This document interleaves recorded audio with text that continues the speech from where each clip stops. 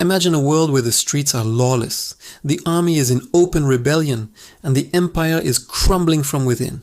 Now, picture an 11-year-old boy taking the throne, destined to become one of the most ruthless and effective rulers in history.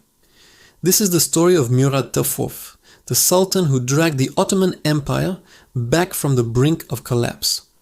Born in 1612, Murad ascended to the throne in 1623 during a period of absolute chaos. His predecessor, his uncle Mustafa IV, had been deposed for the second time, and the empire was in a free-for-all. The elite Janissary Corps, once the pride of the Ottoman military, were now a source of constant instability. They openly revolted, assassinating high officials and dictating policy. Across the Anatolian heartland, Kelali rebels roamed freely, challenging the Sultan's authority. Corruption was rampant in every corner of the administration, and the Safavid Empire in the east was seizing Ottoman territories, including the prized city of Baghdad. For the first decade of his reign, the young Murad was a ruler in name only. Real power lay in the hands of his formidable mother, Kosem Sultan, who acted as his regent. She was an experienced political player, but even she struggled to contain the tidal wave of anarchy. The state treasury was empty, the military was disloyal, and the capital, Istanbul, was a hotbed of crime and intrigue. In one infamous incident, rebellious soldiers stormed the Topkapi Palace and demanded the heads of several of the Sultan's top advisors. The young Murad was forced to watch as his loyal servants were executed before his very eyes. This traumatic event is said to have forged an iron resolve within him, a burning desire to crush all who dared to defy his authority. As he entered his 20s, Murad IV decided enough was enough. In 1632, he seized the reins of power from his mother and began a campaign of shock and awe to restore order. His methods were brutal, swift, and uncompromising. He understood that to save the empire, he had to first break the spirit of rebellion. He began by purging the state of corrupt officials. Anyone suspected of bribery or incompetence was executed without trial. He then turned his attention to the Janissaries, executing ringleaders and instilling a new sense of discipline through sheer terror. Murad's authoritarian grip extended far beyond the palace walls. He sought to control every aspect of public life, believing that moral laxity was the root of the empire's decay. In a move that shocked the populace, he banned the consumption of alcohol, tobacco, and coffee. Coffee houses, which had become centers of social life and, in his view, political dessin, were all shut down. To enforce these new laws, Murad didn't just rely on his officials. He took matters into his own hands. He would famously patrol the streets of Istanbul at night in disguise, catching rule breakers in the act. The punishments were severe. Anyone caught smoking or drinking could face immediate execution. Legend has it that he would personally carry out these sentences, demonstrating to his subjects that no one was above his law. While his methods were undeniably cruel, they were also effective. Within a few years, the chaos that had plagued the empire for decades began to subside. The Janissary revolts ceased. The Kelali rebellions were brutally suppressed. Public order was restored to the capital and the provinces. People once again feared the Sultan's power, and this fear brought a semblance of stability that had been missing for a generation. Murad IV had successfully re-established the central authority of the state, but he had done so by creating a climate of fear.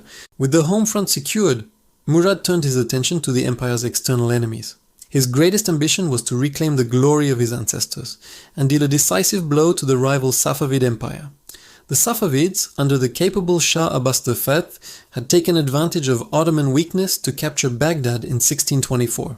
For an Ottoman Sultan, the loss of Baghdad, a former capital of the Islamic Caliphate, was a source of deep humiliation. Murad was determined to win it back. He wasn't just a ruler who gave orders from the comfort of his palace. He was a true warrior sultan. Standing at an imposing height and possessing incredible physical strength, Murad personally led his armies into battle.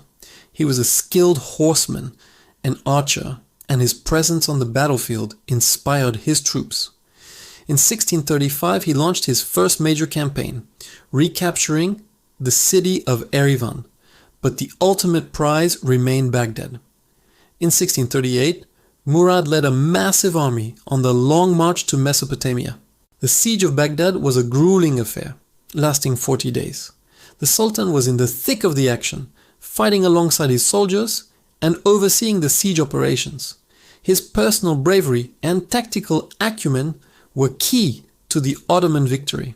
When the city finally fell, it was a monumental achievement. The reconquest of Baghdad was celebrated across the empire and sent a clear message to the world. The Ottoman Empire was once again a force to be reckoned with. This victory solidified Murad's reputation as a great military commander, echoing the achievements of his most illustrious ancestor, Suleiman the Magnificent. The following year, in 1639, the long and bloody conflict with the Safavids came to an end with the Treaty of Zuhab. This landmark treaty established a permanent border between the two empires. Remarkably, the line they drew over 380 years ago still largely corresponds to the modern border between Turkey, Iraq, and Iran. It was a lasting diplomatic achievement born from a decisive military victory.